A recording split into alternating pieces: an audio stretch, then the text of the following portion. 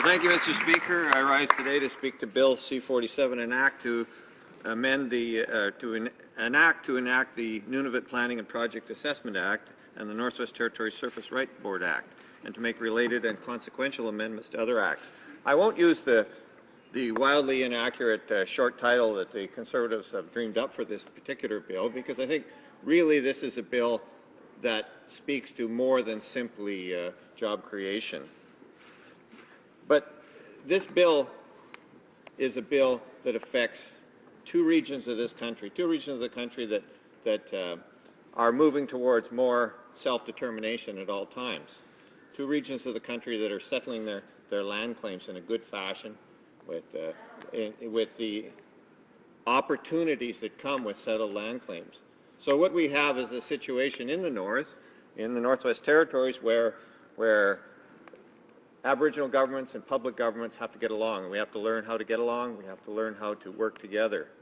In Nunavut, there's a single government that represents all the inhabitants in Nunavut, one land claim, and that's their job is slightly less complex than the Northwest Territories, but both are moving and working very hard to achieve unique and satisfactory arrangements between the constitutionally entrenched rights of First Nations and Inuit and the rights of public government that are held by all of us. Bill C-47, though, is a bill that is shown in committee to be very flawed. The Conservative member from Mississauga South said about it at committee, no one got exactly what they wanted from this legislation. So none of the people in the north who want to see the legislation go forward got what they wanted. A bill so flawed that the Conservative member for Palliser said, none of the stakeholders involved in the development of the Nunavut Planning and Project Assessment Act got everything they wanted in the bill. Why is that? This is a bill for those people. This is a bill for the people of Nunavut to deal with their rights going forward. Why didn't they get what they wanted? What was the problem there? This is a bill so poorly executed that the Conservative member for Desnethi Mississippi Churchill River said nobody, including industry, got everything they wanted in this legislation. So the bill really is going forward in a flawed fashion. It's an essential bill. It's a bill that's needed by Nunavut, especially for what their requirements for legislation from this Parliament are. They need this.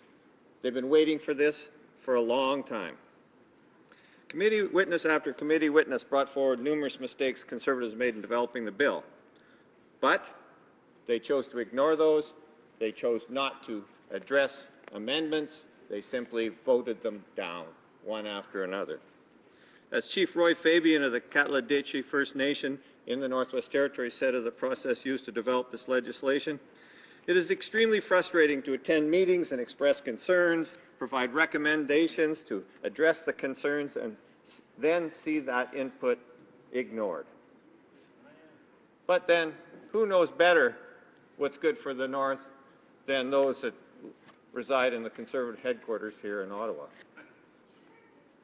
Because this bill was so badly drafted, the opposition put forward 50 amendments to fix these mistakes. 49 of those amendments were recommended by various stakeholders, while the 50th, which was another one, was based on wording from the parliamentary secretary who kept in meetings in Yellowknife substituting the word and for or in the legislation when he talked about the use of traditional knowledge and the understanding of traditional knowledge by those that were going to be appointed to the board. So we wanted to clarify that, but they wouldn't accept that either. Mr. Speaker, let's look at some of the amendments we put forward. There were two amendments that ensures the Nunavut Planning Commission holds public hearings as part of its review of an application. This amendment was requested by Nunavut Tungavik Incorporated.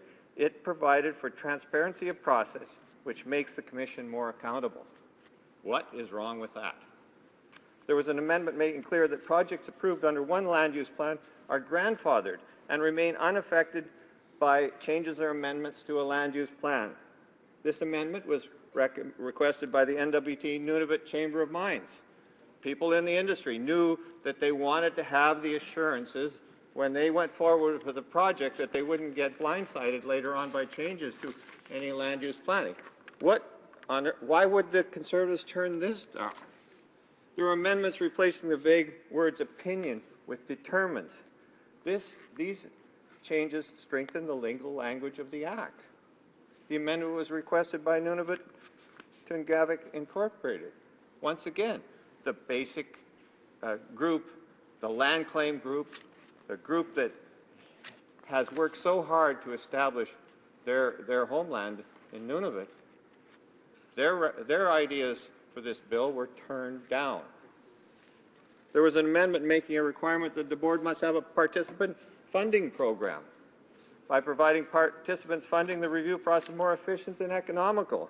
This amendment was requested both by NTI and by the Nunavut Impact Review Board. Well, we all know in the North, Mr. Speaker, that communities that want to talk about legislation or talk about projects, talk about projects that are going forward in their land, they're separated by large distances, very expensive to travel. The ability to get expert witnesses to deal with their issues that they want to see in front of a board are absolutely imperative to these communities so that they can actually deal with the types of difficult questions that come out of projects of the magnitude of what we've seen proposed in Nunavut.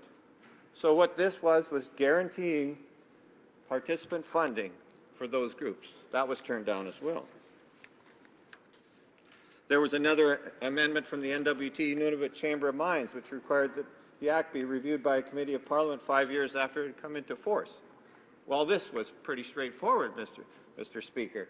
If we've had 50 amendments come forward to us about the very precise nature of the changes that are required to make the Act work better, and all those are rejected, don't you think it would be appropriate to provide a review process after 5 years? Mr. Speaker, I sat on the Mackenzie Valley Environmental Impact Review Board when it was first set up. It was quite clear within 2 or 3 years of the changes that were required in that legislation when it was put into practice. So what we have is a situation where we're not going to have a review now. This is not going to take place. This legislation is going to be stuck. The opportunity to bring it back in front of Parliament is going to require political support from whatever government is in power at that time. It's going to have to get back onto an agenda in order to get some changes made, and that's really not very good. Then there was the amendment restricting the NWT Surface Rights Board's jurisdiction to lands outside municipal boundaries, provided certainty to municipalities that their plans for land use inside their own communities are respected. This amendment was requested by the NWT Association of Communities and also the non-government organization Alternatives North. Simple amendment, simply to let municipalities deal with their land in an appropriate fashion without having the strange situation that can come up when you have mineral claims within municipal boundaries. Finally, Mr. Speaker, and this is not finally in terms of all the amendments that are made, but finally in the one I'm going to talk about here, there was an amendment giving the authority to the NWT Surface Rights Board to require financial security to ensure compliance with its orders. This amendment was requested once again by Alternatives North. This is something that comes out of the practices that we've had over the years, where we see the results if we don't insist on financial security on behalf of the companies that want to use the land. We've seen the results of that. We don't have to be told that this is a bad idea. This is a good idea. This gives certainty to everyone involved in the process. But all these amendments went down and continue to go down. The discussion from the Conservatives was practically nil on the committee. They didn't want to talk about it. They weren't instructed to talk about it. It really is an unfortunate fact of this bill. I could go on and on about these, but I think we should now move on to the bill itself. Parts of the bill implement long-standing commitments that Canada has made under land claims agreements, most of them signed in the 90s, some under the Mulroney government, some under the Liberal government. It should really have been the Liberals who developed this legislation as part of the land claims implementation process. But like so many other things, the Liberals just didn't get around to it. When they did produce drafts, as the ministers pointed out, they weren't successful in doing that. So because of the Liberals' failure to complete their work in Nunavut, the land use planning process has been muddling on for 20 years. Meanwhile, on the other side, in the Northwest Territories, the lack of a Surface Rights Board has had absolutely no impact. In the absence of a Surface Rights Board, an ad hoc system of arbitration panels were set up to deal with land access issues. In their 20-plus years of existence, only one application to resolve an access dispute has been filed, but it didn't even proceed forward. In fact, even with this legislation in place, it will be unlikely the board will be used. As the Minister of Aboriginal Affairs to the committee, it probably won't be asked to do very much. So to paraphrase Norman Snowshoe, Vice President of the Gwich'in Tribal Council, testifying at the committee on the bill, what's the rush? Where's the problem? And in fact, Mr. Snowshoe went on to say, look, we could have said more about this bill, but we don't have the resources to do a proper job of analyzing what the government is up to here. And most of the other land claims groups and the groups that are in unsettled areas simply don't have the time to put in to the kind of consultation that is required to determine whether this is in their interests or not. Well, the government's response is that we need to get this done for devolution. So the devolution is an important aspect moving forward for the North. There's no doubt about that, that certain agreements have to be in place. But we had time. The Conservatives chose to lump these two bills together. The Surface Rights Board Act probably should have been brought forward at a later time when more aspects of the devolution deal were fully understood by Northerners. There has been very little public input to this date into devolution. So when we talk about a bill that has to be done before devolution, we're talking about something that actually impacts on how devolution is going to turn out.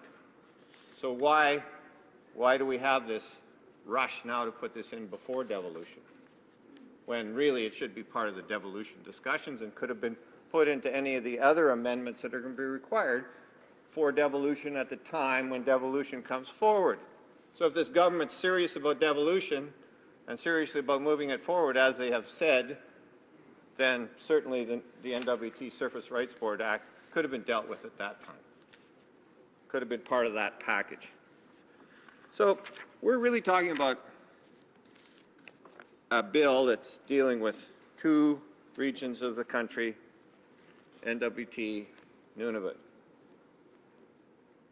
If the bill was for these two regions of the country, why did the Conservatives consistently and without any discussion ignore all the recommendations that came forward from the very legitimate groups that were witnesses in front of these committees for amendments, simple amendments? These people were not against the bill. These people wanted to ensure that the bill would work very correctly and would work for them and work for their interests. And surely in this country we can understand that. Shouldn't the Conservative MPs have been saying how the people of the North got what they wanted from this legislation rather than saying no one got what they wanted? I learned a long time that if no one is happy with the job that you've done a poor job. This legislation is required, though. This legislation for Nunavut is part of what has to happen in Nunavut. And the fact that so many of these amendments came from Nunavut says that the people in Nunavut are not going to be satisfied in the end with the job that this legislation does. Now, the NWT is close to a devolution agreement according to the press statements, but not according to any public process that we've been able to identify that allows the people in the Northwest Territories to understand what devolution actually is. But Nunavut is still a long ways from an agreement. Due to these differences in where each territory is in the devolution process, then why did we bundle these two acts together, implementing vastly different land claims requirements? Thank you, sir. As Kevin O'Reilly of Alternatives North submitted to the committee, we do not believe that placing several different implementation provisions in one bill is a proper approach. This makes amendments and meaningful debate difficult at best. We would have preferred for separate bills for each land claim area to allow for better consultation and for opportunities for improvement. But, Mr. Speaker, this is precisely why this government bundled these two acts together. They don't want to hear from Canadians. The Conservatives have an assumption that they're right and that they are the ones in charge and their rightness is self-evident. Therefore, every act that they've put forward in this new Parliament with their shiny new majority is perfect. And anyone who says otherwise is not really a good Canadian. So as a Northerner and as a person who listened to the Northerners, I say we didn't get this bill completely right. We didn't deal with what Northerners wanted in it. We have a requirement for this bill, though, and this bill will move forward. One thing that does give me hope is that the Premier of the Northwest Territories indicated in an article in a newspaper in the North the other day that he was under the understanding that the Surface Rights Board Act would become NWT legislation after devolution. So in the Northwest Territories, if that's the case, if that becomes legislation that the Northwest Territories legislature can amend, then that act will only be imperfect for as long as the people of the North decide that it's imperfect. And I think that's a positive aspect. So if the devolution agreement goes as the Premier said, where the legislation will actually be transferred to the government of Northwest Territories, then it will be our responsibility to make it work right. And I have no doubt that we will do that exact thing. Unfortunately, the same can't be said for Nunavut for the future. We have no devolution agreement in principle. We've understanding there's been a negotiator appointed for devolution. That's a good sign. But there was a negotiator appointed for devolution in the Northwest Territories probably a dozen years ago, maybe even longer. So that's not a hopeful sign for Nunavut. Nunavut needs its say over the legislation that it uses in its territory. Let's hope that Nunavut can move forward as well with devolution so that Nunavut can make the choices that it needs to make for itself. Thank you very much, Mr. Speaker.